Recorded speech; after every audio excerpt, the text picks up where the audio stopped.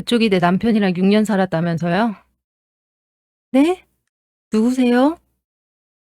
제가 박현수 씨 와이프예요. 뭐라고요? 세종시 어느 아파트 13층 현관 앞이었습니다. 문을 연 여자가 손에 들고 있던 행주를 떨어뜨렸어요. 나이는 대략 30대 중반쯤 돼 보였습니다. 여자가 많이 놀랐는지 뭐라고 말을 하려는데 말이 안 나오는 것 같았어요. 그때 안에서 어린애 목소리가 들렸습니다.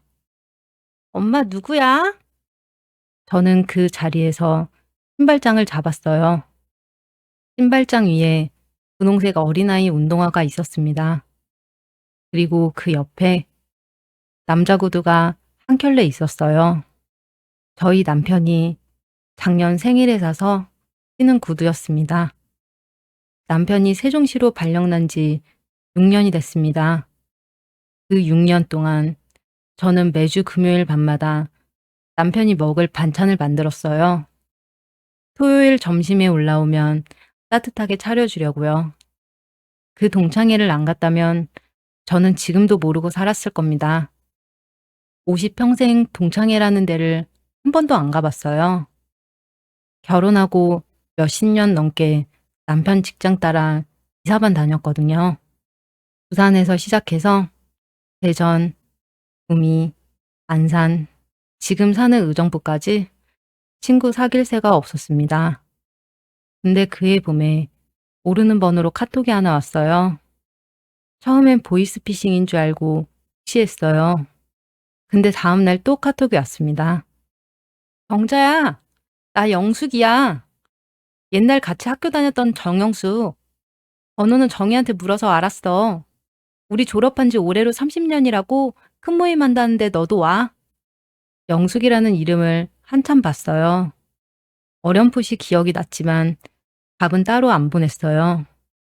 그날 저녁에 아들 준영이가 집에 들렀어요. 회사 근처가 본가랑 가까워서 일주일에 한 번은 저녁 먹으러 옵니다. 밥상을 차리면서 그 얘기를 꺼냈어요. 준영아, 오늘 누가 카톡 보냈더라? 옛날 동창인데 30년 만에 모인다고. 그래? 나 한번 보여줘. 준영이가 제 핸드폰을 받아서 봤습니다. 한참을 보더니 그러더라고요. 엄마, 한 번쯤 가봐. 친구 한 명도 없잖아. 저는 손사래를 쳤어요.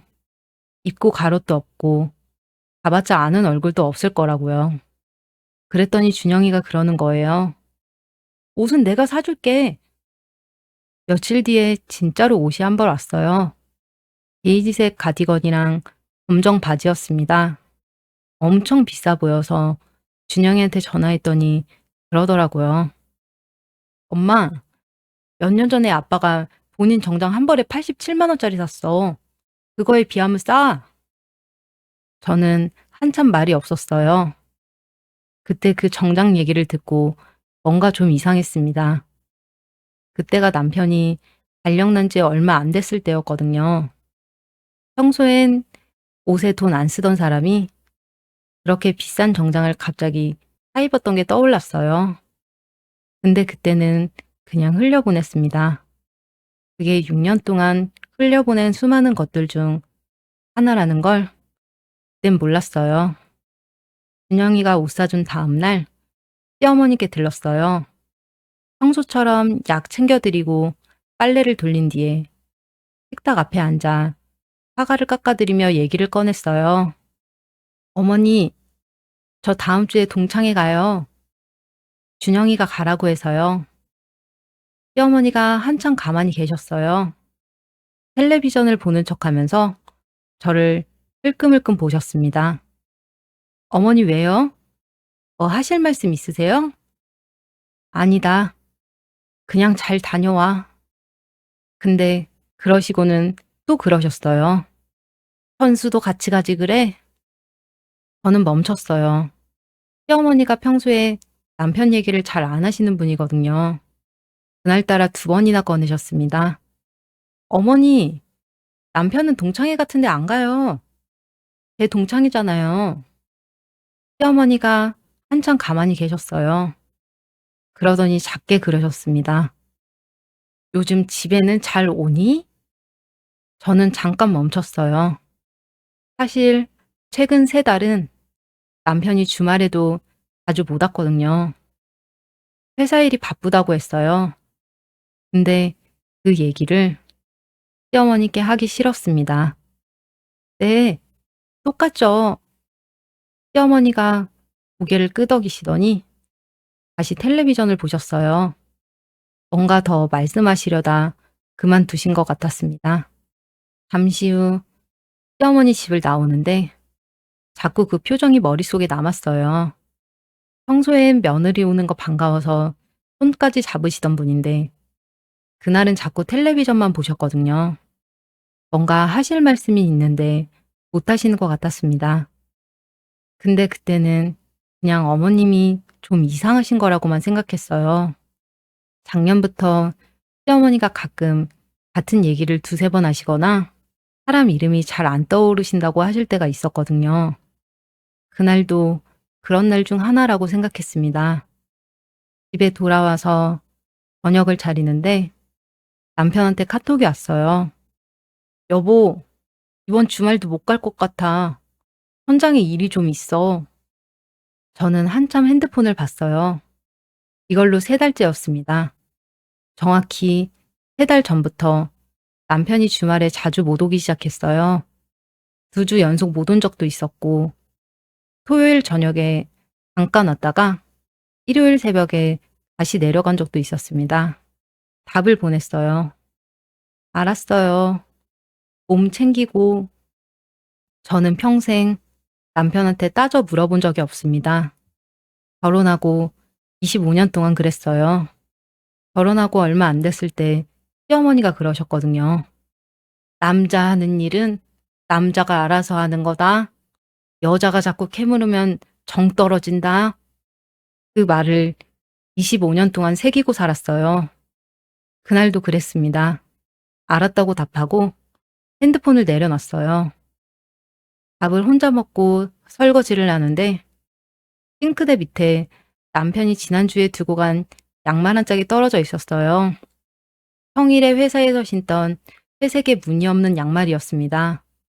근데 그 양말이 좀 이상했어요. 너무 깨끗했습니다. 남편이 평일 5일 내내 신고 다닌 양말이면 보통 발 모양이 늘어나 있거나 색이 살짝 빠져 있거나 그래야 하거든요.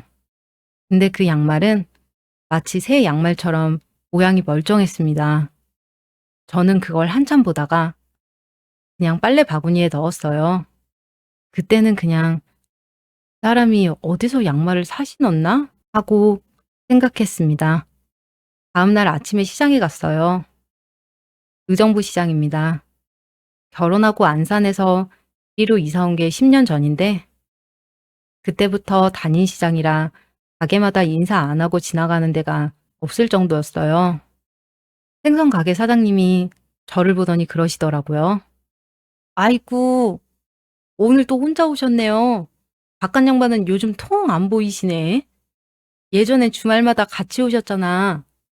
저는 잠깐 멈췄어요. 사실 남편이 시장에 같이 온 게 언제였는지 가물가물했습니다. 한참을 생각해 보니까 작년 추석 전이었어요. 그때 같이 와서 생선을 사갔거든요. 네, 요즘 일이 좀 바빠서요. 웃으면서 그렇게 말했지만 속이 좀 이상했습니다. 작년 추석부터 따져보니까 거의 1년 가까이 남편이 시장에 같이 안 온 거였어요. 그전엔 한 달에 한두 번은 같이 왔었거든요. 일요일 아침에 같이 시장 한 바퀴 돌고 국밥 한 그릇 먹고 들어오는 거, 그게 우리 부부 일요일이었습니다. 근데 그게 언제부턴가 사라졌어요. 생선가게 사장님이 한마디 보태셨어요. 바깥 양반 얼른 은퇴하셨으면 좋겠는데 사모님이 너무 외로워 보여. 저는 웃었어요. 아직 일해야죠. 애 결혼도 시켜야 하고. 근데 시장을 나오면서 외로워 보인다는 말이 마음에 걸렸습니다. 동네 아주머니 한 분 한 분이 다 저를 그렇게 보고 있었던 걸까? 그런 생각이 들었어요. 집에 와서 점심을 차리는데 핸드폰이 울렸습니다. 영숙이라는 동창한테서 또 카톡이 와 있었어요. 경자야, 안 올 거야? 다들 너 보고 싶어 해. 정희도 오고 혜진이도 와. 너 기억나지? 정혜진. 너랑 1학년 때 짝꿍이었잖아. 혜진.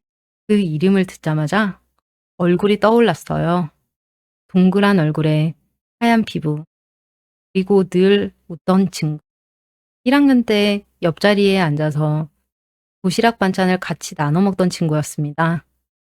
졸업하고 한 번도 못 봤지만 그 친구는 이상하게 기억에 남아 있었어요. 저는 한참 핸드폰을 보다가 답을 보냈습니다. 알았어. 갈게. 답을 보내고 나서야 가슴이 좀 떨렸어요. 30년 만에 그 친구들을 본다는 게 어떤 기분일지 가늠이 안 됐습니다. 근데 그게 제 인생에서 가장 잘한 결정 중 하나가 될지 아니면 가장 후회할 결정 중 하나가 될지는 그때는 몰랐어요. 토요일 아침이었어요. 평소엔 새벽 5시에 일어나는데 그날은 7시까지 잤어요. 일어나니까 마음이 좀 이상하더라고요. 30년 만에 동창들을 본다는 게 영 실감이 안 났습니다. 준영이가 사준 옷들을 옷장에서 꺼내 입으려는데 핸드폰이 울렸어요. 준영이였습니다. 엄마, 오늘 동창회 가는 날이지? 옷 입어봤어? 응, 이제 입어보려고. 잘 다녀와. 너무 일찍 들어오지 말고 친구들이랑 오랜만에 얘기도 많이 하고. 알았어. 전화를 끊고 가디건을 입었어요. 거울 앞에 섰는데 어색했습니다. 평생 옷에 돈 안 쓰던 사람이라 백화점 옷이 어색했어요. 그래도 준영이가 사준 거니까 그대로 입었습니다. 화장대 앞에 앉아서 화장을 했어요. 화장이라고 해봤자 로션 바르고 입술에 색만 살짝 칠하는 정도였습니다. 거울 속에 저를 한참 봤습니다. 50살, 화장 안 한 얼굴이 좀 칙칙해 보였어요. 평소엔 거울도 잘 안 봐서 몰랐는데 흰머리도 몇 가닥 보였습니다. 이 얼굴을 동창들이 알아볼까 그런 생각이 들었습니다. 시어머니께 잠깐 들렀어요. 일찍 약 챙겨드리고 가야 마음이 편하니까요. 시어머니가 가디건 입은 저를 보시더니 그러셨어요. 오늘 어디 가니? 옷이 새 것 같다. 지난번에 말씀드린 동창회 가요. 아, 그랬지? 조심히 잘 다녀와. 시어머니가 저번처럼 또 뭔가 더 말씀하시려는 것 같았어요. 어머니, 뭐 하실 말씀 있으세요? 아니다. 그냥 늦지 않게 와라. 너무 늦게 다니면 안 좋아. 그리고 술도 너무 많이 마시지 말고 또 사람 말 너무 다 믿지 마라. 평범한 말 같았는데 그날따라 그 말이 좀 이상하게 들렸어요. 시어머니가 평소엔 그런 신신당부 안 하셨거든요. 며느리 다 컸으니 알아서 하라는 분이었어요. 네, 어머니. 시어머니 집을 나와서 지하철역으로 갔어요. 지하철역에 앉아 가는 동안 아까 자꾸 시어머니 표정과 하신 말들이 떠올랐어요. 요즘 집에는 잘 오니? 시어머니가 그렇게 물어보신 게 뭔가 의미 있는 질문 같았어요. 평소엔 아들 얘기 잘 안 하시던 분이 2번이나 꺼내셨거든요. 그것도 다 같은 식으로요. 근데 그 생각도 잠시였습니다. 지하철이 강남역에 가까워질수록 다른 걱정이 머릿속을 채웠어요. 30년 만에 본 동창들이 저를 알아볼까? 다들 잘 살고 있을까? 저만 후줄근하게 보이지 않을까? 무슨 얘기를 하지? 인사는 어떻게 해야 하지? 핸드폰을 꺼내서 영숙이가 보낸 카톡을 다시 봤어요. 강남역 11번 출구 나와서 5분만 걸어오면 돼. 영숙이라는 친구가 어떻게 생겼는지 아직도 기억이 잘 안 났습니다. 정희도 마찬가지였어요. 혜진이만 어렴풋이 얼굴이 떠올랐습니다. 강남역에 내렸어요. 토요일 점심시간이라 사람이 많았습니다. 11번 출구로 나오는데 사람들에 떠밀려서 한참을 걸었어요. 출구를 빠져나오니까 큰 도로가 보였습니다. 핸드폰 지도를 켜고 지도를 보면서 천천히 걸었습니다. 가게 앞에 도착했는데 차마 못 들어가겠더라고요. 유리문 너머로 안이 보였습니다. 7, 8명쯤 되는 사람들이 벌써 와 있었어요. 전부 웃으면서 얘기하고 있었습니다. 50살 동창들 모두 옷도 잘 차려입었고 얼굴도 환했어요. 저는 그 앞에서 한참을 멈춰서 있었습니다. 들어가야 하는데 발이 안 떨어졌어요. 가게 앞을 한 바퀴 돌았습니다. 그러고 다시 와서 봤어요. 한 번 더 돌았습니다. 또 와서 봤어요. 그러기를 몇 번 가게 앞에 서서 핸드폰을 꺼냈어요. 영숙이한테 못 갈 것 같다라고 카톡을 칠까 한참 망설였습니다. 그때였어요. 등 뒤에서 누가 저를 불렀습니다. 저기요, 혹시 박경자? 박경자 맞아요? 저는 천천히 뒤를 돌아봤어요. 한 여자가 저를 보면서 웃고 있었습니다. 얼굴은 하얗고 동그란 얼굴에 단발머리, 안경을 쓰고 있었어요. 누군가 있는데 잠시 보다가 기억이 났습니다. 혹시 혜진이? 맞아, 나야. 너 박경자 맞지? 옛날 얼굴이 그대로 남아있네. 혜진이가 웃으면서 다시 말했습니다. 왜 안 들어가고 여기 서 있어? 한참 보다가 너 같아서 와봤지. 저는 살짝 웃었어요. 들어가려고 했어. 근데 발이 안 떨어져서.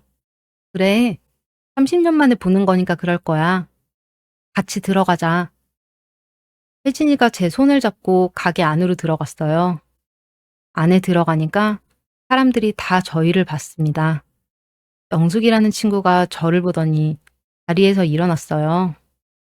어머, 경자야, 왔구나. 진짜 오랜만이다. 영숙이가 다가와서 저를 안았어요. 다른 사람들도 한 명, 한 명 와서 인사했습니다.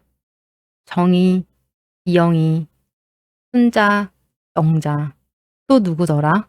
이름이 잘 기억이 안 났어요. 저는 사람들 사이에서 어색하게 인사를 했습니다. 다들 잘 살고 있는 것 같았어요.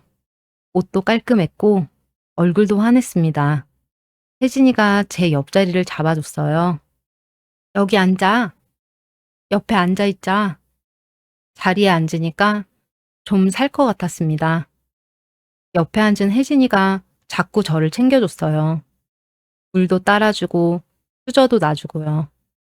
경자야, 너 어디 살아? 의정부 살아. 결혼하고 이리저리 다니다가. 넌? 난 세종시 살아. 신랑 직장 따라갔어. 어? 우리 남편도 지금 세종시에 있어. 어머, 진짜? 거기서 뭐 하셔? 건설회사 다녀. 6년 전에 세종시 발령 나서 거기 회사 사택에서 살아. 주말에만 올라와. 혜진이가 그 말을 듣더니 잠깐 멈췄어요. 세종시? 어디? 나성동인가?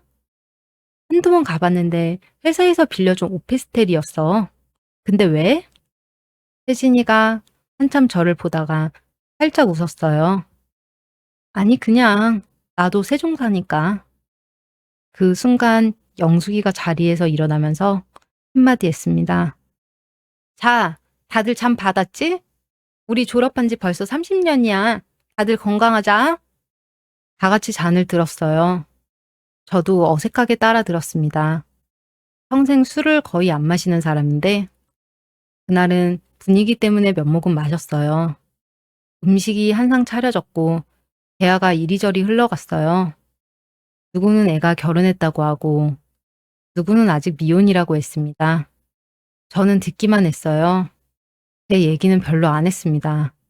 그때 정이라는 친구가 저한테 말을 걸었습니다. 정자야, 너 의정부 산다고? 우리 신우도 의정부 살아. 거기 살기 어때? 저는 의정부 얘기를 한참 했어요. 땅이 좋다. 동네가 조용하다. 그런 얘기였습니다. 정희가 듣더니 그러더라고요. 좋겠다. 우린 송파 사는데 사람이 너무 많아. 대화가 그렇게 한참 흘러가던 중 1시간쯤 지났을까 정희가 갑자기 핸드폰을 꺼냈어요. 얘들아, 우리 큰애 작년에 결혼한 거 알지? 결혼식 사진 좀 봐봐. 동창들이 다 한마디씩 했습니다. 어머, 사이 잘생겼다. 신부 예쁘다. 그런 얘기였어요.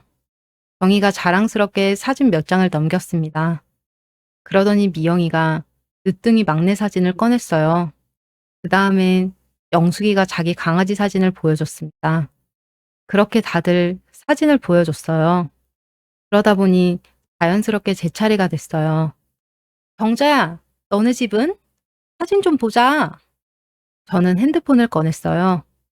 작년 추석에 가족끼리 다 모여서 찍은 사진을 보여줬습니다. 이게 작년 추석이야. 우리 준영이는 아직 결혼 안 했어. 직장 다니느라 정신없어. 동창들이 핸드폰을 돌려가면서 봤어요. 아들 잘생겼네. 엄마 닮았다. 남편 훤칠하네. 그런 말들이 오갔습니다. 핸드폰이 혜진이한테 갔어요. 혜진이가 핸드폰을 받아서 한참 봤습니다. 너무 한참 봐서 저도 이상했어요. 혜진아 왜? 혜진이가 그제야 고개를 들었어요. 아니, 너 아들 잘 컸네. 그러면서 핸드폰을 옆 사람한테 넘겼어요. 근데 그 표정이 좀 이상했습니다.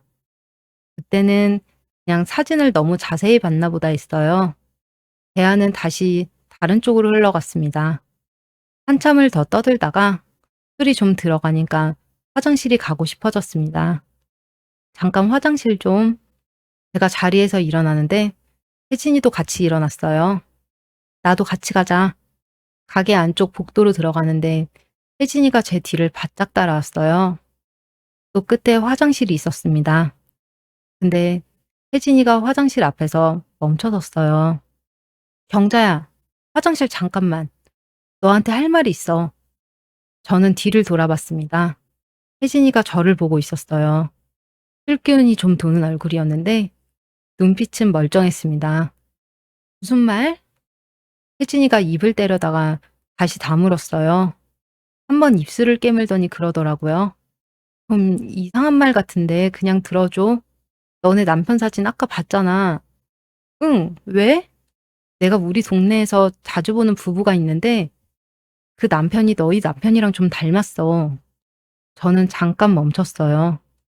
이게 무슨 말인지 한 번에 안 들어왔습니다. 닮은 사람? 우리 남편이랑?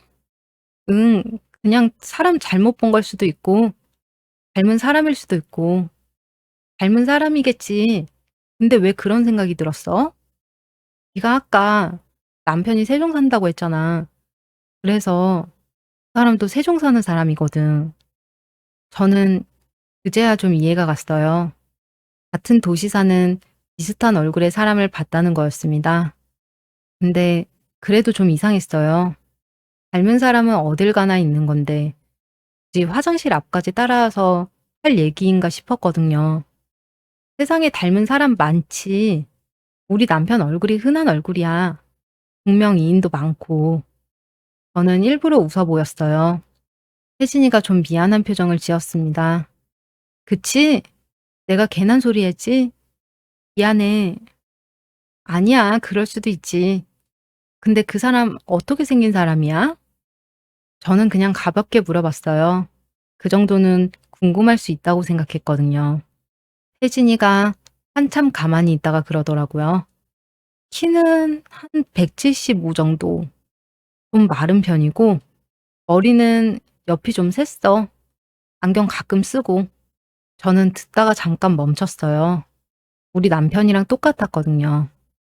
키도 175, 마른 편이고, 머리 옆에 흰머리 좀 있고, 운전할 때 안경 쓰는 사람이었습니다. 근데 그 정도 외모는 대한민국 50대 남자 절반이 그런 모양이었어요. 그렇게 생각하니까 좀 마음이 놓였습니다. 우리 남편이랑 비슷하긴 한데 그래도 닮은 사람이겠지. 그렇지? 그리고 부부라니 말이 안 되잖아. 혜진이가 고개를 끄덕였어요. 그래, 닮은 사람이겠지. 내가 잘못 본 걸 거야. 근데 그 말을 하면서 혜진이가 저를 안 봤습니다. 화장실 문 손잡이만 만지작거렸어요. 저는 화장실로 들어가서 손을 씻었습니다. 거울 속의 제 얼굴이 어딘가 좀 다르게 보였어요. 별일 아니라고 생각하는데도 가슴 한쪽이 묘하게 답답했습니다. 화장실에서 나오니까 혜진이가 복도에 그대로 서 있었어요. 저를 보면서 좀 어색하게 웃으며 말했습니다. 먼저 들어가. 나도 화장실 좀. 응. 저는 자리로 돌아왔어요. 분위기는 그대로였습니다. 정희가 또 자기 큰애 결혼 사진을 보여주고 있었고, 영숙이는 다른 동창한테 술을 따라주고 있었어요. 누구는 옛날 학교 선생님 흉을 보고 있었고, 다들 깔깔 웃었습니다. 저도 자리에 앉아서 같이 웃었어요. 근데 머릿속이 좀 복잡했습니다. 혜진이가 한 말이 자꾸 맴돌았어요. 우리 동네에서 자주 보는 부부. 그 남편이 우리 남편이랑 닮았다. 조금 있다가 혜진이가 자리로 돌아왔어요. 아무 일도 없었던 것처럼 술잔을 들고 다른 사람들이랑 얘기를 했습니다. 저도 그냥 웃으면서 같이 떠들었어요. 근데 그 와중에 혜진이가 술을 좀 빠르게 마시더라고요. 평소 사람들이랑 같이 마실 때 한 잔 받으면 두세 모금에 나눠 마시는 사람들이 있는데 혜진이는 한 모금에 잔을 비웠어요. 두 번을 그렇게 했습니다. 저는 그게 또 좀 신경 쓰였어요. 근데 그것도 오랜만에 만난 친구들이라 분위기 좋아서 그런가 하고 넘겼습니다. 한 시간쯤 더 떠들었을까? 영숙이가 시계를 보더니 그러더라고요. 얘들아, 우리 슬슬 일어나자. 시간이 벌써 이만큼이야. 다들 가방을 챙기기 시작했어요. 가게를 나와서 동창들이 서로 인사를 했어요. 다음에 또 보자. 카톡 자주 하자. 그런 인사들이었습니다. 저는 혜진이한테 다가갔어요. 뭔가 한 번 더 물어보고 싶었거든요. 근데 막상 가서 입을 때렸는데 무슨 말을 해야 할지 모르겠더라고요. 그냥 어색하게 인사만 했습니다.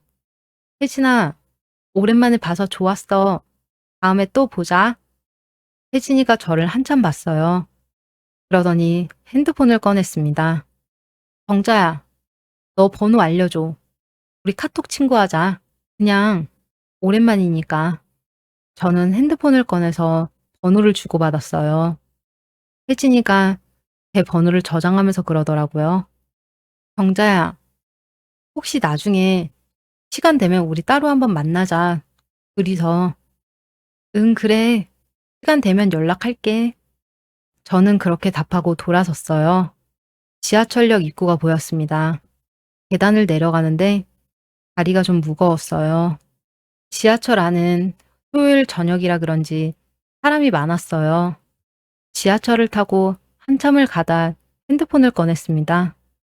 동창들이 단톡방을 만들어 놨더라고요. 오늘 너무 즐거웠다. 사진 좀 올려줘. 그런 카톡들이 계속 올라왔어요. 저는 한참 보다가 핸드폰을 도로 넣었습니다. 혜진이 말이 자꾸 떠올랐어요. 키 175, 마른 편, 옆머리 좀 새고, 안경 가끔 쓰고, 그게 우리 남편이었습니다. 근데 그렇게 생긴 50대 남자가 한둘인가요? 회사 다니는 50대 남자 중에 그런 체형 아닌 사람이 더 적을 거예요. 그렇게 생각하니까 좀 마음이 놓였습니다. 근데 또 한편으로는 그 부부라는 말이 자꾸 걸렸어요. 자주 보는 부부. 혜진이가 그렇게 표현했단 말이에요. 의정부역에서 내렸어요. 집까지 걸어가는 길이 평소엔 10분도 안 걸리는데 그날은 한참 걸리는 것 같았습니다. 가는 길에 편의점에 들렀어요. 평소엔 잘 안 들르는데 그날은 뭐라도 사고 싶었어요. 우유 한 팩이랑 두부 한 모를 사서 나왔습니다. 집에 들어오니까 적막했어요. 시계를 보니 9시 반이었어요. 핸드폰을 꺼내서 남편한테 카톡을 보낼까 하다가 그만뒀습니다. 평소 같으면 오늘 동창회 잘 다녀왔어요. 한 줄 보냈을 거예요. 근데 그날은 보내기가 싫었습니다. 옷을 갈아입고 세수를 했어요. 식탁에 앉아서 우유를 한 모금 마시는데 핸드폰이 울렸어요. 준영이었습니다. 엄마, 동창회 잘 다녀왔어? 어땠어? 재밌었어? 응, 재밌었어. 덕분에 옷도 잘 입고 갔어. 잘 어울리더라. 오랜만에 보니까 어땠어? 좋더라. 다들 그대로야. 준영이랑 한 5분쯤 통화했어요. 전화를 끊고 우유를 다 마셨어요. 시계가 10시를 가리키고 있었습니다. 침대에 누웠는데 잠이 안 왔어요. 천장을 보고 누워있다가 옆자리를 봤습니다. 남편이 자던 자리, 베개 하나가 그대로 놓여 있었어요. 평일에는 늘 비어있는 자리였습니다. 6년 동안 그랬어요. 근데 그날따라 그 빈자리가 좀 다르게 보였습니다. 저는 일어나서 안방 옷장을 열었어요. 남편 옷장 칸이 있었습니다. 평일에는 여기 안 오니까 옷이 별로 없어요. 양말 몇 켤레, 속옷 몇 장, 회색 정장 한 벌, 그 정도였습니다. 그 정장을 한참 봤어요. 87만 원짜리 정장이라고 준영이가 그랬던 거. 6년 전에 발령나고 얼마 안 돼서 산 거였습니다. 저는 정장 안주머니에 손을 넣어봤어요. 평생 그런 적이 없었습니다. 25년 동안 남편 옷주머니를 뒤져본 적이 한 번도 없었어요. 근데 그날은 저도 모르게 손이 갔어요.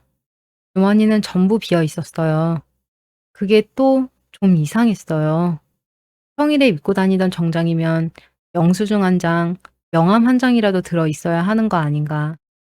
근데 마치 세탁소에서 막 찾아온 옷처럼 깨끗했습니다. 저는 정장을 다시 걸어두고 옷장 문을 닫았어요. 침대로 돌아와 누웠습니다. 천장을 보면서 한참 누워 있었어요. 그러다 저도 모르게 잠이 들었습니다. 다음 날 아침에 늦게 일어났어요. 평소엔 5시면 눈이 떠지는 사람인데 그날은 8시까지 잤습니다. 일어나자마자 시계를 보고 깜짝 놀랐어요. 시어머니 댁에 가야 했거든요. 가는 길에 시장에 들렀어요. 두부 한 모랑 콩나물 한 봉지를 샀습니다. 어제 산 두부가 집에 있는데 또 샀어요. 머리가 좀 멍했나 봅니다. 시어머니 댁 문을 열고 들어가니까 어머니가 거실에 앉아 계셨어요. 왔니? 네, 어머니. 아침 안 드셨죠? 응, 아직. 저는 부엌으로 가서 아침을 차렸습니다. 시어머니가 식탁에 앉으시는 동안 약통도 챙겨 옆에 놨습니다. 밥이 다 돼서 먹으려고 하는데 어머니가 저를 보시며 말씀하셨어요. 어제 동창회는 잘 다녀왔어? 네, 잘 다녀왔어요. 저는 밥을 한술 뜨다가 어머니께 그랬어요. 근데 어머니, 어제 좀 신기한 게 있었어요. 친구 하나가 세종 산다고 그러더라고요. 어머니가 숟가락을 잠깐 멈추셨어요. 세종? 네, 세종시요. 준영 아빠도 세종시에 있잖아요. 그래서 좀 신기했어요. 어머니가 저를 한참 보셨습니다. 그러더니 작게 그러셨어요. 세종시 무슨 동이라든? 몰라요? 그냥 세종 산다고만 그러던데요. 어머니가 고개를 끄덕이셨어요. 근데 그 끄덕임이 좀 이상했습니다. 안심하는 것 같기도 하고 더 걱정하는 것 같기도 한 그런 표정이었어요. 어머니 왜요? 무슨 일 있어요? 아니다. 그냥 물어본 거다. 어머니가 다시 텔레비전을 보셨어요. 근데 화면을 보고 계신 게 아니었습니다. 시선이 그냥 거기 멈춰 있었어요. 저는 더 이상 묻지 않았어요. 어머니가 답을 안 하실 거라는 걸 알았거든요. 평생 어머니가 그러신 적이 몇 번 있었어요. 무슨 일인지 물어도 끝까지 입을 안 여는 날이요. 오늘이 그런 날 같았습니다. 상을 치우고 설거지를 했어요. 어머니는 그 사이에도 텔레비전 쪽만 보고 계셨습니다. 평소엔 며느리가 설거지하는 동안 옆에 앉아서 이런저런 얘기하시던 분인데 그날은 한마디도 안 하셨어요. 설거지 다 끝내고 어머니께 인사하고 나왔습니다. 어머니 저 갈게요. 약 잊지 마시고요. 그래, 평소엔 현관까지 따라 나오시는 분인데 그날은 거실 소파에서 안 일어나셨어요. 저는 신발을 신고 한번 돌아봤습니다. 어머니가 그제야 저를 보셨어요. 좀 말을 하려는 것 같았는데 결국 안 하셨습니다. 집에 와서 옷을 갈아입고 집안일을 하면서 시간을 보냈어요. 저녁이 되고 혼자 밥상을 차렸습니다. 원래 남편이 올라오면 내려가기 전에 같이 먹는 끼니였어요. 밥을 먹는데 밥맛이 없어서 반쯤 먹다가 그릇을 치웠습니다. 설거지를 하고 거실로 나오는데 핸드폰이 울렸어요. 남편이었습니다. 여보, 저녁 먹었어? 응, 먹었어. 당신은? 어, 나도 먹었지. 어머니 댁은 다녀왔어? 응, 잘 다녀왔어. 평소 같으면 어머니가 어떠셨는지 세 마디 더 했을 거예요. 요즘 약은 잘 드시는지, 다음 주에 언제 병원에 가시는 날인지. 근데 그날은 입이 안 떨어졌습니다.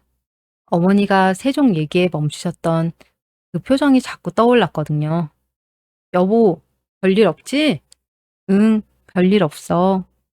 그래, 한 주 잘 보내. 다음 주에 봐. 응, 당신도. 전화를 끊고 핸드폰을 한참 봤어요. 몇 년 동안 일요일 저녁마다 받던 똑같은 전화였습니다. 근데 그날은 좀 다르게 들렸어요. 며칠이 지났습니다. 식당에서 장을 보고 오는 길이었는데 핸드폰이 울리길래 봤는데 혜진이었어요. 저는 길 한복판에서 멈춰섰습니다. 여보세요? 경자야, 나야 혜진이. 혜진아, 지금 통화돼? 응, 괜찮아. 무슨 일 있어? 경자야, 내가 며칠 동안 생각을 많이 했어. 너한테 말을 해야 되나 말아야 되나. 근데 아무리 봐도 맞는 것 같아서. 뭐가? 그 부부 말이야. 우리 동네 그 사람. 어, 내가 어제도 봤어. 마트에서 같이 장 보는 거. 저는 핸드폰을 든 손에 힘이 들어갔어요. 닮은 사람 아니야? 내가 어제 마트에서 마주쳤는데 바로 앞에서 봤거든? 근데 아무리 봐도 네 남편 맞아. 앞에서 봤다고? 응. 하트 끌고 서로 지나가는데 확실하게 봤어. 저는 너무 놀라서 한참을 가만히 있었어요. 혜진아, 혹시 그 사람 옆에 있던 여자는 누군지 알아? 몰라. 모르는 여자야. 근데 둘이 마트에 오는 거 몇 번 봤어. 몇 번 봤다는 그 말이 머릿속에 박혔어요. 혜진아, 혹시 그 두 사람 마트 말고 다른 데서도 본 적 있어? 확실하지는 않은데 그 두 사람 우리 아파트 사는 사람일 수도 있어. 응? 이게 무슨 말이야? 내가 그 두 사람을 우리 아파트 내에서도 봤어. 뭐라고? 우리 남편은 나성동 회사 사택에 사는데? 혜진이 너는 다른 동네 아니야? 맞아. 그리고 경자야. 응. 그 두 사람한테 애가 있는 것 같아. 어? 그건 또 무슨 말이야? 내가 그 두 사람이 애를 데리고 있는 걸 두 번 봤어. 저는 한참 가만히 있었어요. 너무 충격적이어서 힘이 쭉 빠지더라고요. 내가 지금 무슨 소리를 들은 건지, 이게 사실이라면 어떻게 해야 되지? 여러 가지 생각이 들었습니다. 혜진아, 미안한데 나중에 통화해도 될까? 그래, 그러자. 전화를 끊었어요. 길 한복판에 한참 서 있었습니다. 그날따라 바람이 차가웠어요. 사람들이 옆으로 지나가는데 그 사람들 얼굴이 하나도 안 보였습니다. 그날 집까지 어떻게 왔는지 기억이 안 나요.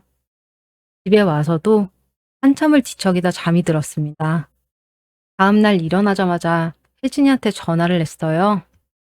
혜진아, 나야. 응, 경자야. 내가 너희 동네 한번 가봐야겠어. 전화 너머에서 혜진이가 잠깐 말이 없었어요. 진짜 올 거야? 응. 짐 챙겨서 고속버스 타고 내려갈게. 그래.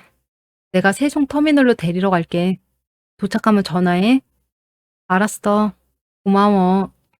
정자야, 정말 괜찮겠어? 응, 내가 직접 봐야 알 것 같아. 전화를 끊었어요. 옷장을 열어서 가방 하나를 꺼냈습니다. 몇십 년 동안 거의 안 쓰던 가방이었어요. 거기에 옷과 세면 도구를 챙겼습니다. 내려가기 전에 시어머니 댁에 잠깐 들렀어요. 어머니가 거실에 계셨습니다. 어머니, 저 며칠 친정 좀 다녀올게요. 어머니가 텔레비전 리모컨을 든 채로 멈추셨어요. 친정?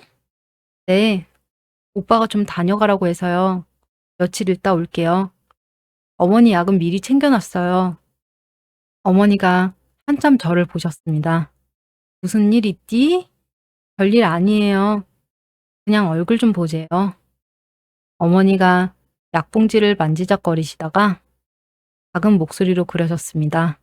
애미야, 네 어머니, 조심해서 다녀와라. 혹시 무슨 일 있으면 나한테 연락하고. 저는 잠깐 어머니를 봤어요. 어머니는 시선을 텔레비전 쪽으로 돌리셨어요. 저는 어머니께 인사하고 집을 나왔어요. 엘리베이터를 타고 내려오는데 어머니가 하신 말씀이 자꾸 머릿속에 맴돌았습니다. 무슨 일 있으면 연락하라는 그 말이요. 평소 어머니는 저한테 그런 말 안 하시던 분이었어요. 택시를 타고 터미널로 가서 표를 끊었어요. 40분 뒤에 출발하는 거였습니다. 의자에 앉아서 핸드폰을 보는데 남편한테 카톡이 와 있었어요. 시간을 보니 어제 저녁에 온 거였습니다. 여보 잘 자? 평소 같으면 당신도 잘 자. 한 줄 보냈을 거예요. 근데 그날은 짧은 카톡 한 줄이 다르게 보였습니다. 이 사람이 어디서 누구한테 잘 자라는 말을 하고 보낸 건지. 답을 안 하고 준영이한테 카톡을 보냈어요. 준영아, 엄마 외삼촌네 좀 다녀올게. 바로 답이 왔어요. 무슨 일 있어? 아니야. 외삼촌이 한번 보재서. 알았어. 조심히 다녀와. 핸드폰을 가방에 넣고 한참 가만히 있었어요. 거짓말을 2번이나 했습니다. 평생 거짓말 한 번 안 하고 산 사람이 하루에 2번이나 한 거였어요. 버스가 들어왔습니다. 가방을 들고 일어나 버스에 올랐습니다. 도착하기 30분 전에 혜진이한테 전화를 했어요. 혜진아, 나 30분 뒤에 도착해. 응, 내가 터미널 앞에 있을게. 세종 터미널에 내리니까 혜진이가 차 옆에 서 있었어요. 밥은 먹었어? 아니, 정신이 없어서 우리 집 가서 뭐 좀 먹자. 혜진이가 차를 출발시켰어요. 15분쯤 가서 혜진이네 아파트에 도착했어요. 단지로 들어가는데 저도 모르게 사람들을 살폈습니다. 혹시라도 남편이 보일까 봐요. 혜진이 집은 깔끔했습니다. 식탁에 앉으니까 혜진이가 밥을 차렸어요. 김치찌개랑 밑반찬 몇 가지였습니다. 먹어. 너 아침도 못 먹었지? 응, 고마워. 밥 한 술 뜨려다 혜진이한테 말했어요. 혜진아, 응, 그 2사람 보통 어디서 봤어? 혜진이가 숟가락을 내려놨어요. 아파트 놀이터에서 봤고, 입구에서도 봤어. 그리고 마트에서도 봤고. 몇 시쯤? 시간은 정확히 모르겠고, 전부 저녁쯤이었어. 저는 시계를 봤어요. 2시였습니다. 혜진아, 응, 우리 남편 회사가 나성동에 있어. 몇 년 전에 발령 났을 때 한두 번 가봤어. 혜진이가 저를 봤어요. 나성동이면 우리 동네에서 차로 10분이면 가. 그렇게 가까워? 저는 물컵을 내려놨어요. 혜진아, 내일 아침에 그 회사 앞에 한번 가보자. 우리 남편이 진짜로 거기 출근하는지부터 봐야겠어. 혜진이가 한참 가만히 있었어요. 알았어. 내가 같이 갈게. 우리 남편 출장 가서 며칠 집에 안 와. 너 여기 있어도 돼. 고마워. 저는 그제야 숟가락을 다시 들었어요. 밥이 식어 있었습니다.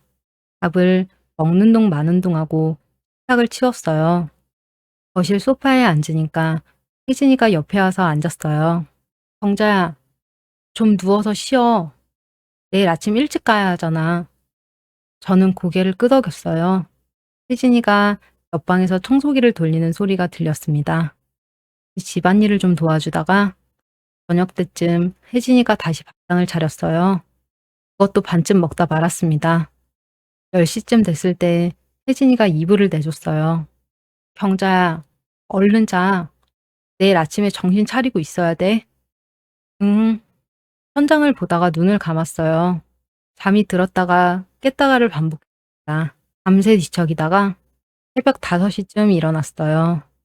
혜진이도 그때쯤 일어났습니다. 경자야, 잠 좀 잤어? 조금. 혜진이가 토스트를 구워줬어요. 간단하게 토스트를 먹고 6시 반에 차에 탔어요. 나성동까지는 정말 가까웠습니다. 얼마 안 돼서 회사가 보였어요. 더운 건설이라고 큰 글씨로 적힌 회색 빌딩이었습니다. 혜진이가 회사 건너편 골목에서 차를 댔어요. 여기서 보면 입구 잘 보이겠다. 응, 7시쯤 됐을까? 사람들이 하나둘 빌딩으로 들어가기 시작했어요. 양복 입은 남자들이 대부분이었습니다. 저는 차 창문에 얼굴을 거의 붙이고 봤어요. 한 명, 한 명 얼굴을 확인했습니다. 7시 반쯤 됐을 때였어요. 검은색 세단 한 대가 빌딩 앞 주차장에 들어왔습니다. 저는 그 차를 한참 봤어요. 재작년 가을에 남편이 바꾼 차였습니다. 집에 올 때 그 차로 올라왔어요. 운전석 문이 열리고 남자 한 명이 내렸습니다. 남편이었어요. 혜진이와 눈이 마주쳤습니다. 혜진이가 먼저 말했어요. 저 사람! 응, 맞아. 우리 남편이야. 차에서 내린 남편은 정장 깃을 한 번 만지더니 빌딩 안으로 들어갔어요. 저는 남편이 빌딩으로 들어가는 걸 끝까지 봤어요. 혜진이가 한참 가만히 있다가 그러더라고요. 정자야, 일단 우리 집으로 돌아가자. 저는 고개를 끄덕였어요. 회사 앞에서 더 봐봤자 의미가 없었습니다. 출근하는 모습만 보면 내가 알던 남편이었어요. 혜진이가 차를 출발시켰습니다. 혜진아, 응, 우리 남편 사택은 오피스텔이야. 회사에서 빌려준 작은 거 내가 너한테 6년 전에 가봤다 그랬잖아. 어, 근데 지금 남편은 너네 아파트에서 봤다고 했잖아? 응, 맞아. 우리 아파트에 사는 사람인 것 같았어. 저는 창밖을 봤어요. 혜진아, 오늘 저녁에 회사 앞에서 기다려보자. 퇴근하고 어디로 가는지 따라가 보자. 혜진이가 잠깐 가만히 있었어요. 그래, 그러자. 혜진이네 집에 다시 도착했어요.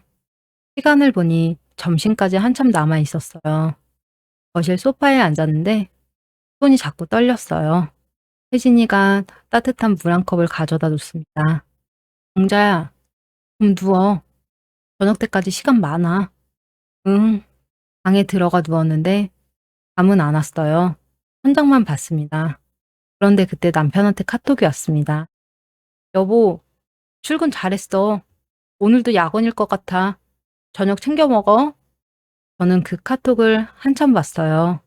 답을 안 보냈습니다. 나 시간이 길었어요. 오후에는 그냥 멍하니 텔레비전을 봤어요. 화면이 눈에 안 들어왔습니다. 4시가 좀 넘어서 혜진이가 그러더라고요. 경자야, 슬슬 가자. 퇴근 시간 좀 일찍 나올 수도 있어. 저는 일어나서 가방을 챙겼어요. 회사 앞에 도착했을 때가 5시가 좀 안 됐습니다. 혜진이가 아침에 됐던 그 자리에 차를 댔어요. 빌딩 주차장이 잘 보이는 자리였습니다. 남편 차가 그 자리에 그대로 있었어요. 저는 핸드폰을 가방에 넣고 빌딩 입구를 봤습니다. 5시 반이 지나니까 사람들이 하나둘 빌딩에서 나오기 시작했어요. 저는 빌딩 입구만 뚫어져라 봤어요. 6시쯤 됐을까? 남편이 나왔어요. 회색 정장에 검은 가방. 아침에 본 그대로였습니다. 통화를 하며 차에 탔어요. 남편 차가 천천히 빠져나왔어요. 혜진이가 차를 출발시켰습니다. 남편 차가 큰 도로로 나왔어요. 신호 2번 지나니까 툭한 풍경이 보였습니다. 혜진이 집 방향이었어요. 남편 차가 세롬동 쪽으로 가고 있었습니다. 창밖의 풍경이 점점 더 익숙해졌습니다. 남편 차가 혜진이네 아파트 입구로 들어갔어요. 혜진이가 천천히 남편 차를 따라 아파트로 들어갔습니다. 남편 차는 한참 안쪽으로 들어가더니 108동 앞 주차장에 멈췄습니다. 혜진이가 한 칸 떨어진 자리에 차를 댔어요. 시동을 끄고 가만히 있었습니다. 근데 몇 분이 지났는데도 남편이 안 내렸습니다. 5분쯤 지났을까?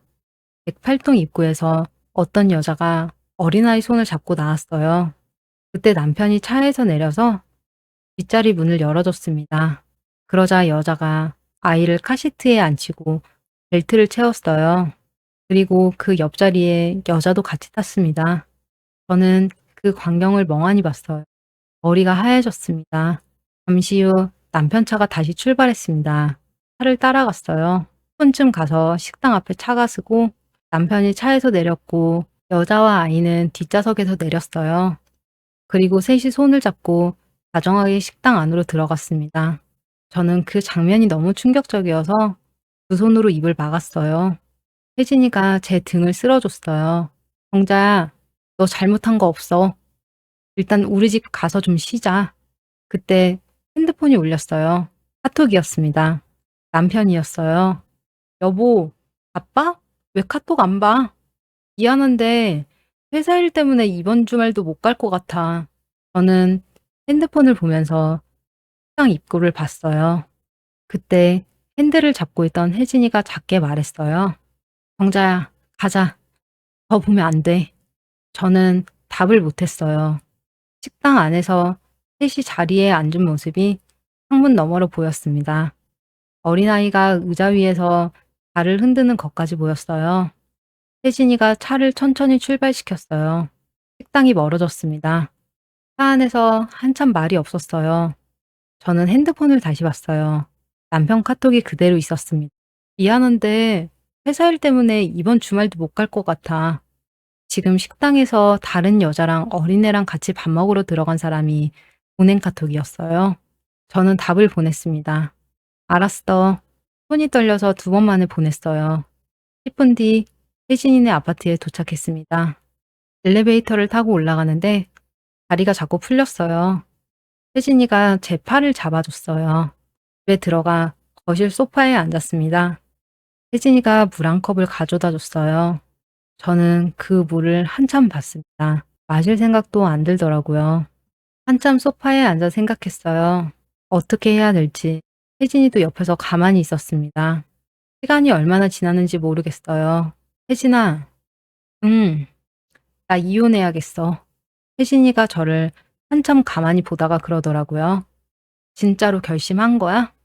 응, 6년이야. 6년 동안 다른 데서 살림 차리고 애까지 낳고 회사 핑계 대면서 나한테는 카톡으로 잘 자라고 보내고 그런 사람이랑 어떻게 더 살아? 혜진이가 한참 보다가 말했습니다. 그래, 너 결심한 거면 내가 도와줄 수 있는 한 도와줄게. 혜진아, 근데 나 증거가 없어. 증거? 이혼하려면 증거 있어야 하잖아. 혜진이가 잠깐 생각하더니 그러더라고요. 정자야, 흥신소 알아볼래? 흥신소? 응. 사진이랑 영상이랑 다 찍어줘. 이게 법정에서 증거가 되고. 저는 숨을 한번 깊게 쉬었어요. 평생 흥신소라는 데를 생각해 본 적도 없는 사람이었거든요. 비용 많이 들지? 좀 들 거야. 근데 증거를 찾으려면 어쩔 수 없잖아. 저는 고개를 끄덕였어요. 그래, 알아보자.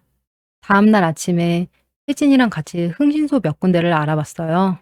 한 군데를 정해서 전화로 먼저 상담받았습니다. 흥신소 직원이 자세한 상담은 사무실로 한번 와달라고 했어요. 오후에 혜진이랑 같이 흥신소 사무실로 갔어요. 흥신소 직원이 차분한 목소리로 묻더라고요. 의뢰 내용이 뭔지, 대상이 누군지, 기간은 얼마나 필요한지. 저는 어제 본 걸 다 말했어요. 남편 이름이랑 회사, 세름동 108동 1303호, 다른 여자랑 같이 사는 거, 어린아이도 있는 거. 흥신소 직원이 다 듣더니 그러더라고요. 이미 많이 보셨네요. 보신 정황을 법정 증거로 쓰려면 사진이랑 영상 자료가 필요합니다. 그리고 상간녀 신원, 직업, 이전 관계도 다 조사해 드리고요. 기간은요? 보통 일주일에서 열흘 걸립니다. 비용은요? 직원이 견적을 알려줬어요. 생각보다 많이 들었습니다. 저는 그 자리에서 결정했어요. 진행해 주세요. 계약서를 작성하고 사무실을 나오는데 다리가 좀 무거웠습니다. 차에 타니까 혜진이가 그러더라고요. 정자야, 잘 결정했어. 고마워, 혜진아. 너 없었으면 여기까지 못 왔어. 혜진이네 집에 잠깐 들러서 짐을 챙겼어요. 며칠 동안 신세진 가방을 들고 나오는데 혜진이가 그러더라고요. 정자야, 흥신소 결과 나오면 그때 다시 와. 응, 다시 올게. 오후 늦게 의정부로 올라가는 버스표를 끊었어요. 혜진이가 터미널까지 데려다 줬습니다. 경자야, 조심해서 가. 밥이랑 꼭 챙겨 먹고. 고마워, 혜진아. 진짜 고마워. 저는 버스에 올랐어요. 그렇게 세종시가 멀어졌습니다. 버스 안에서 핸드폰을 켰어요. 아들 준영이한테 카톡을 보낼지 한참 망설였습니다. 결국 못 보냈어요. 저녁 늦게 의정부 집에 도착했어요. 며칠 비운 집이 적막했습니다. 가방을 내려놓고 옷도 안 갈아입은 채로 거실 소파에 앉았어요. 준영이한테 카톡을 했습니다. 준영아, 엄마 집에 왔어. 너 오늘 저녁에 시간 되면 좀 들러줄래? 답이 바로 왔어요. 엄마, 무슨 일 있어? 외삼촌네는 잘 다녀온 거야? 응, 다녀왔어. 그냥 너 좀 보고 싶어서. 준영이가 1시간 뒤쯤에 도착했어요. 엄마, 무슨 일이야? 얼굴이 왜 그래? 저는 식탁에 앉으라고 했어요. 아들이 맞은편에 앉았습니다. 준영아, 엄마 이번에 외삼촌네 간 거 아니야. 어디 간 건데? 세종시에 갔었어. 아빠 회사 있는데. 준영이가 저를 봤어요. 한참 보다가 그러더라고요. 왜? 엄마가 며칠 전에 알았는데 아빠가 그쪽에서 다른 살림 차리고 있더라. 오래된 것 같아. 다른 여자랑 애도 있어. 준영이가 입을 다물었어요. 한참 말이 없었습니다. 저는 핸드폰을 꺼냈어요. 식당 앞에서 셋이 들어가는 걸 멀리서 찍은 사진이 한 장 있었습니다. 혜진이가 차 안에서 찍어준 거였어요. 준영이가 그 사진을 한참 봤어요. 아빠 맞네. 준영이가 고개를 숙이고 두 손으로 머리를 감쌌습니다. 준영이가 한참 그러고 있었어요. 어깨가 좀 떨리는 것 같았습니다. 준영아, 엄마가 미안해. 엄마가 왜 미안해? 미안할 사람은 따로 있지. 준영이가 고개를 들었어요. 눈가가 빨갰습니다. 엄마, 이제 어떻게 할 거야? 엄마 이혼할 거야. 준영이가 저를 한참 보다가 고개를 끄덕였어요. 식탁에 한참 그렇게 앉아 있었습니다. 준영이가 한참 뒤에 시계를 보더니 그러더라고요. 엄마, 나 내일 아침에 회의 있어서 들어가 봐야 돼. 그래, 어서 가. 엄마 혼자 괜찮겠어? 괜찮아. 엄마 자려고. 준영이가 일어났어요. 엄마, 무슨 일 있으면 바로 전화하고. 응, 조심히 가. 준영이를 보내고 거실에 혼자 앉아 있는데 시어머니 얼굴이 떠올랐어요. 요즘 집에는 잘 오니? 동창회 가기 전에 시어머니가 물어보셨던 거예요. 그땐 그냥 흘려들었습니다. 세종시 무슨 동이라든? 며칠 전에는 제가 친구가 세종에 산다고 하니까 손가락을 멈추시면서 물어보셨어요. 시어머니가 왠지 뭔가를 알고 계신 것 같았어요. 다음날 아침에 시어머니 댁으로 갔어요. 어머니, 저 어머니한테 여쭤볼 게 있어요. 어머니가 천천히 저를 보셨어요. 어머니, 준영 아빠 세종에서 뭐하고 사는지 아세요? 어머니가 저를 한번 보시더니 고개를 돌리셨어요. 어머니, 혹시 알고 계셨어요? 어머니가 한숨을 크게 쉬시더니 말씀하셨습니다. 안지 4년쯤 됐다. 4년이요? 그래. 현수가 4년 전에 나한테 왔었어. 자기 일이 좀 복잡하다고 곧 정리할 거니까 너한테는 비밀로 해달라고. 어머니가 어떻게... 미안하다. 내가 미안해. 어머니가 손으로 얼굴을 가리시고 한참 동안 말을 못했어요. 어머니, 왜 저한테 말 안 하셨어요? 무서웠어. 너한테 말하면 집안이 다 무너질 것 같아서. 어머니가 고개를 들지 못하셨어요. 저는 자리에서 일어났어요. 어머니, 저 갈게요. 집에 돌아와서 가만히 있을 수가 없었어요. 핸드폰을 들고 혜진이한테 전화를 했습니다. 혜진아, 응, 경자야. 시어머니가 다 알고 계셨어. 남편이 그러고 있는 거. 진짜? 응. 남편이 4년 전에 시어머니한테 가서 다 털어놨대. 곧 정리할 거라고. 야, 너 지금 혼자 있는 거 안 좋아. 내가 의정부 한번 올라갈까? 아니야, 혜진아. 흥신소 결과 나올 때쯤에서 내가 갈게. 전화를 끊고 통장을 꺼냈어요. 예전에 저희 아버지 돌아가시고 받은 상속금이었습니다. 결혼하고 한참 뒤에 받은 돈이었어요. 그때 남편이 그러더라고요. 여보, 그 돈 내가 굴려줄게. 가만히 두면 손해야. 저는 그 사람을 믿고 넘겼어요. 그게 5년 전이었습니다. 처음엔 몇 번 물어봤어요. 그때마다 그러더라고요. 잘 굴리고 있어. 지금 빼면 손해야. 짜라면서 얼마씩 제 통장에 넣어주기도 했습니다. 그래서 의심을 안 했었죠. 남편이 알아서 굴리고 있겠거니 했습니다. 근데 지금 와서 생각해보니까 알 것 같았어요. 그 돈이 어디로 갔는지. 며칠이 지났습니다. 밥도 잘 못 먹고 잠도 잘 못 잤어요. 시어머니 댁에는 안 갔습니다. 어머니한테서 전화가 2번 왔는데 안 받았어요. 남편 카톡도 안 받습니다. 흥신소에서 연락이 왔어요. 사모님, 자료 다 준비됐어요. 시간 되실 때 사무실로 한번 와주세요. 저는 그날 첫 차로 세종에 내려갔어요. 혜진이가 터미널로 나와줬습니다. 경자야, 얼굴이 반쪽이 됐네. 괜찮아? 괜찮아. 가자. 흥신소 사무실에 들어가니까 직원이 두꺼운 봉투 하나를 내밀었어요. 먼저 사진부터 보시죠. 사진이 한 묶음 들어 있었어요. 아파트 놀이터에서 남편이 아이와 있는 사진, 셋이 마트에 있는 사진, 식당에서 셋이 마주 앉아 웃고 있는 사진, 셋이 아파트 안으로 들어가는 모습. 저는 그 사진들을 한 장 한 장 넘겼어요. 그때 직원분이 다시 말했어요. 상간녀 이름은 김미연입니다. 37세, 1303호 같이 살고 있고 아이는 4살 남자아이입니다. 그 집 등기부 등본도 떼어봤는데 5년 전에 박현수 씨 명의로 산 집이더라고요. 저는 봉투 안에서 등기부 등본을 꺼냈어요. 손이 떨려서 종이가 흔들렸습니다. 5년 전 친정아버지 상속금 받은 그 해였어요. 감사합니다. 저는 자리에서 일어나서 밖으로 나왔습니다. 혜진아, 응, 나 그 집 가봐야겠어. 혜진이가 멈춰섰어요. 뭐? 지금? 응, 안 그러면 평생 후회할 것 같아. 혜진이가 한참 저를 보더니 차 문을 열었습니다. 그래, 가자. 차를 타고 가는 동안 한마디도 안 했어요. 잠시 후 아파트 108동 앞에 차가 세워졌고 혜진이가 시동을 끄고 저를 봤습니다. 정자야, 내가 같이 올라갈까? 아니, 혼자 갈게. 차에서 내려서 108동 입구로 걸어 들어갔습니다. 엘리베이터를 타고 버튼을 누르는데 손이 떨렸습니다. 13층에 도착해서 한참을 문 앞에 서 있다가 초인종을 눌렀습니다. 문이 열렸어요.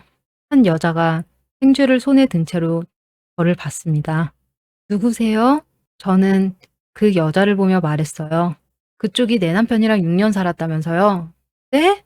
누구세요? 제가 박현수 씨 와이프예요. 여자가 행주를 떨어뜨렸어요. 입을 때렸는데 말이 안 나오는 것 같았습니다. 그때 안에서 어린애 목소리가 들렸어요. 엄마 누구야? 저는 그 자리에서 신발장을 잡았어요. 신발장 위에 분홍색 어린아이 운동화가 있었습니다. 그 옆에 남자 구두가 한 켤레 있었어요. 저희 남편이 작년 생일에 사서 신은 구두였습니다. 여자가 한참 말을 못하다가 그러더라고요. 들어오세요. 저는 안으로 들어갔어요. 거실 한쪽에 가족 사진이 걸려 있었어요. 저는 그 사진을 한참 봤어요. 여자가 부엌으로 가서 물 한 컵을 따라왔어요. 식탁 의자를 빼주면서 그러더라고요. 앉으세요. 그 여자도 맞은편에 앉았습니다. 한참 말이 없다가 여자가 먼저 입을 뗐습니다. 진짜 와이프세요? 네. 별거 중이시고 곧 이혼하신다고 들었어요. 아드님이 곧 결혼하신다고 그때까지만 서류상으로 같이 있는 거라고. 뭐라고요? 내 남편이 그래요? 네. 헛웃음이 났어요. 별거 중 아니에요. 남편 회사가 이쪽으로 발령나서 떨어져 살았던 거고 본집은 의정부에 있어요. 몇 달 전까지 주말이면 남편이 매번 올라왔었고요. 그리고 우리 아들은 이제 23살이에요. 결혼은커녕 만나는 사람도 없습니다. 네? 여자가 뭔가를 생각하는 것 같았습니다. 저는 가방에서 핸드폰을 꺼냈어요. 그리고 남편한테 전화를 걸었습니다. 여보, 무슨 일이야? 당신 지금 어디야? 회사지? 왜? 지금 집으로 와. 지금 어떻게 가? 주말에나 시간 봐서 갈게. 세름동 108동 1303호. 전화 너머에서 한참 말이 없었어요. 여보, 무슨 소리 하는 거야? 그 집에 왜? 내가 지금 그 집에 있어. 더 이상 속일 생각 하지 말고 당장 와. 저는 그렇게 말하고 전화를 끊었습니다. 전화를 끊고 여자와 한참 더 얘기를 나눴어요. 얘기를 나눠보니 우리 둘 다 국면을 속고 산 거였습니다. 모든 게 다 거짓이었던 거죠. 한 20분쯤 지났을까? 현관 비밀번호 누르는 소리가 들렸어요. 문이 열리고 남편이 들어왔습니다. 남편이 신발을 벗으려다 멈췄어요. 식탁에 앉아있는 저와 그 여자를 봤거든요. 뭐 하고 있어? 당장 들어와. 남편이 천천히 들어왔어요. 신발장 옆에 가방을 내려놓는데 손이 떨리는 게 보였습니다. 여보, 이게 무슨 여보? 이제부터는 그렇게 부르지 마. 내가 지금 당신을 기다린 건 마지막으로 뭐 하나 물어보려고 기다린 거야. 솔직하게 말해줬으면 좋겠어. 남편은 체념한 듯 고개만 끄덕였습니다. 저는 식탁 위에 등기부등본을 올렸어요. 이 집 우리 아빠 상속금으로 산 거야? 남편이 등기부등본을 한참 봤어요. 입을 때렸는데 말이 안 나오는 것 같았습니다. 여보 하지 말랬지? 맞아. 그 돈으로 샀어. 그래, 그럴 줄 알았어. 저는 등기부등본을 다시 가방에 넣었어요. 하나만 더 물어볼게. 어머니한테 4년 전에 말했지? 남편이 고개를 들었어요. 어머니가 말씀하셨어? 그래. 당신 때문에 매번 나보면서 가슴이 무너졌대. 남편이 두 손으로 얼굴을 가렸어요. 미안해. 진짜 미안해. 미안하다는 말 듣고 싶어서 부른 거 아니야. 저는 자리에서 일어났습니다. 앞으로 모든 건 변호사 통해서 얘기해. 이혼 소송 들어갈 거고 위자료, 재산 분할 다 청구할 거야. 여보, 한 번만 다시 생각해보자. 당신은 6년 동안 모든 게 거짓이었어. 다시 생각할 게 뭐가 있어. 라고 말하며 여자에게도 말했습니다. 정리 잘하세요, 그쪽도. 여자는 고개만 숙이고 있었어요. 저는 가방을 들고 현관으로 걸어갔습니다.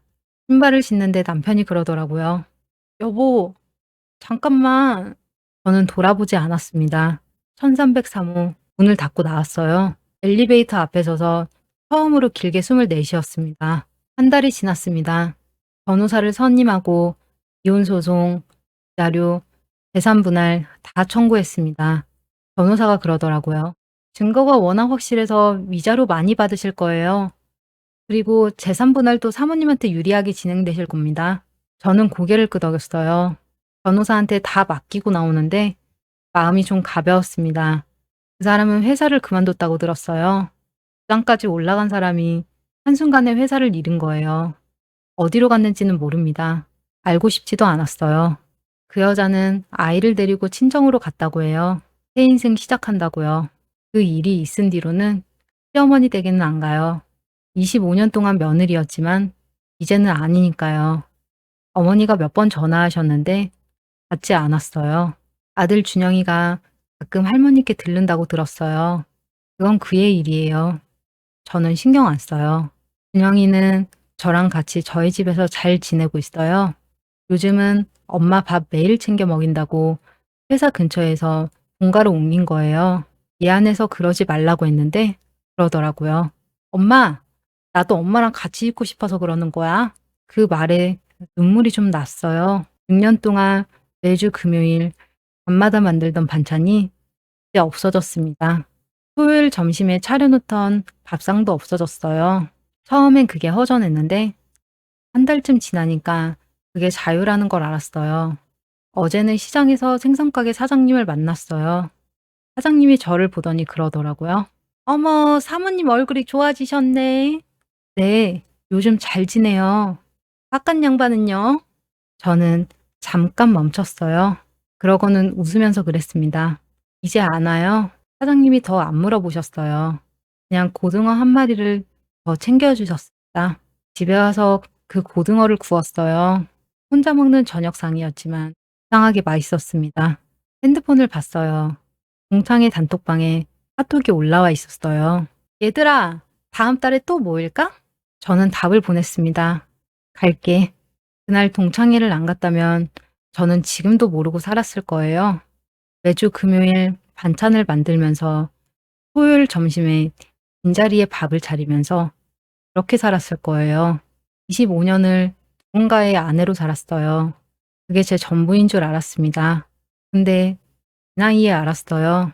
누군가의 아내이기 전에 저는 박경자라는 사람이라는 걸요. 그리고 혼자여도 괜찮다는 걸요. 여러분, 끝까지 보고 들어주셔서 감사합니다. 25년이라는 세월, 그게 한순간에 무너지는 걸 보셨습니다. 우리는 옆에 있는 사람을 진짜로 다 안다고 말할 수 있을까요? 저는 이번 사연을 정리하면서 그 생각을 많이 했습니다. 가까운 사람이라고 다 안다고 생각하는 게 가장 위험한 것 같아요. 가끔은 우리 옆에 있는 사람도 한 번씩 돌아봐야 하는 것 같습니다. 25년을 함께 산 사람이 6년을 거짓말하면서 살 수 있다면 우리는 사실 누구도 다 안다고 말할 수 없는 거니까요. 그리고 한 가지 더, 누군가의 아내, 누군가의 며느리, 누군가의 엄마, 그렇게만 살다 보면 정작 본인이 누군지 잊어버리는 것 같아요. 박경자님처럼 50살에 다시 자기 자신을 찾은 분들이 많아졌으면 좋겠습니다. 오늘 사연이 비슷한 일을 겪고 계신 분들께 조금이나마 위로가 됐으면 합니다. 혼자 끙끙 앓지 마시고 주변에 손 내미는 것도 용기라는 걸 기억해 주세요. 영상이 도움이 되셨다면 구독과 좋아요 부탁드립니다. 저에게는 정말 큰 힘이 됩니다. 여러분의 생각을 댓글로 남겨주세요. 그리고 여러분의 사연을 제 메일로 보내주세요. 저는 또 다음 사연으로 다시 찾아뵙겠습니다.